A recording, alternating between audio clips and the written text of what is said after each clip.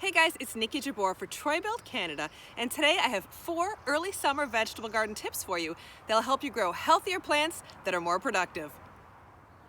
1. Water smart. When I'm irrigating my vegetable beds, I try to water smart. And what does that mean? Well, it's pretty simple. So when I'm watering crops like tomatoes or cucumbers that are prone to soil-borne diseases, I try to water the soil, not the plants, because that can spread these pathogens. You can use a watering wand, or you can put a soaker hose or a weeping hose underneath your mulch or along the soil to water directly to the roots. But you want to make sure you don't wet the leaves.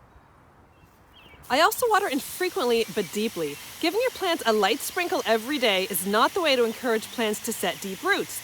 The exception to this, of course, is when you have new seeds planted and you need to keep the soil evenly moist. In that case, I do water more frequently, but once those plants are growing well, I cut back and water less often but deeply. Another element to smart watering is mulch, which leads me to my next tip. 2. Mulching. One of the easiest ways to reduce the amount of work you need to do in a vegetable garden is to mulch your crops. So after I've planted my tomatoes, peppers, cucumbers, I apply a 3-inch thick layer of straw or shredded leaves to the soil surface. And not only does mulching help reduce the amount of times you need to water, because it holds that soil moisture in better than bare soil does, it also reduces weeds. A win-win situation.